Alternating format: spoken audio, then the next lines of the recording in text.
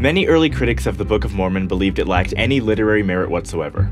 For instance, one man claimed that Joseph Smith was a blockhead, and that the Book of Mormon was the most gross, the most ridiculous, the most imbecile, the most contemptible concern to be palmed off upon a society as a revelation. Yet over time, even some of the Book of Mormon's most skeptical critics have felt compelled to change their tune. For instance, Joseph's famous biographer Fawn Brodie saw him as a mythmaker of prodigious talent, and Harold Bloom, a Yale-trained literary scholar, considered Joseph Smith to be a religious genius. This dramatic shift may lead some to wonder, how did Joseph the blockhead suddenly transform into Joseph the genius in the eyes of his critics?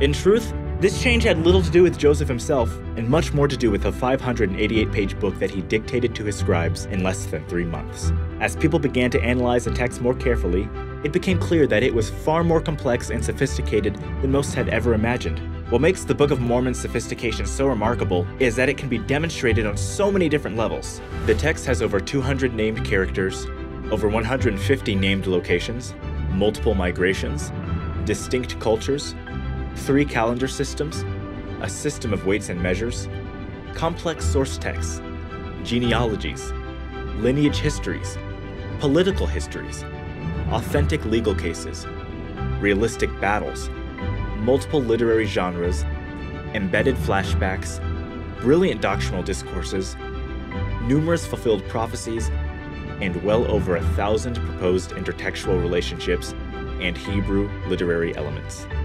Amazingly, these features are all intricately woven together into a coherent narrative which is essentially free from error. For instance, the Book of Mormon has over 600 passages of geographic relevance scattered throughout its text, and yet virtually every city, land, body of water, hill, or region maintains a consistent spatial relationship with other geographic features. Another example of consistency comes from the lengthy genealogical record found in the Book of Ether. The first chapter introduces a list of 30 different kings beginning with Ether and going back to Jared. This list then serves as a framework for the rest of the book, which precisely chronicles the reigns of its kings, except in reverse order. Trying to keep track of the various sets of plates through their transmission through prophetic caretakers and how they are all tied together can be a formidable task. Yet careful analysis has shown that the source texts of the Book of Mormon have been masterfully abridged into a coherent and unified record.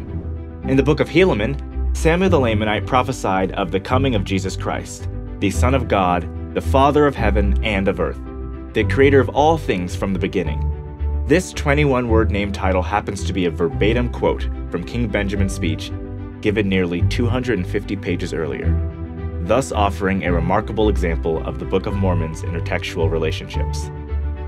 Chapters 17 through 27 in the Book of Alma actually contain a flashback within a flashback, allowing readers to view the destruction of Ammonihah from 2 different perspectives. Yet these separate narrative threads are expertly woven together and seamlessly converge back into the original storyline. In Alma 11, we find a developed system of weights and measures. Not only does it have parallels to ancient Mesopotamian and Egyptian systems, but its units of exchange are surprisingly practical. The Book of Mormon contains a number of uniquely developed doctrines, such as the plan of salvation, despite the fact that each prophet adapted these core doctrines to his people's various circumstances. It is clear that they shared a very nuanced and consistent set of related theological ideas.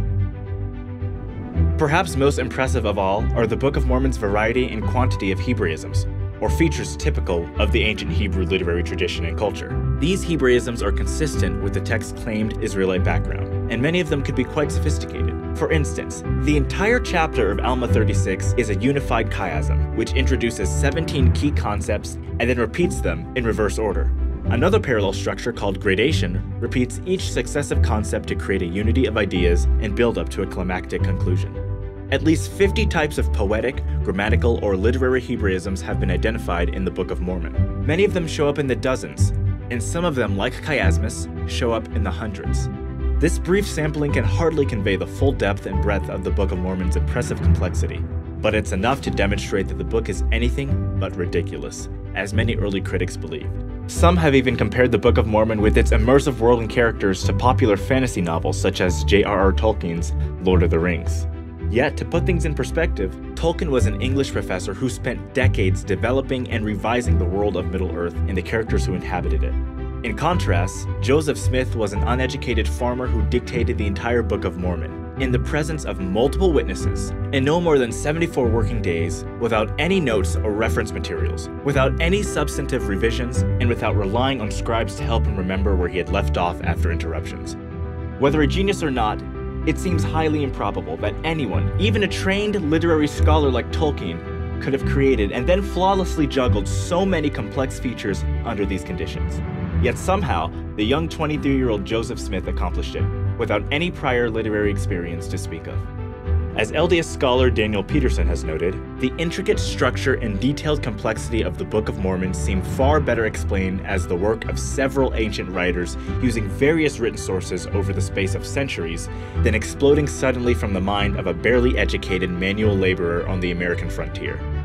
For this reason, the Book of Mormon's complexity, consistency, and sophistication provide excellent evidence that it truly was translated by the gift and power of God, just as Joseph Smith repeatedly testified.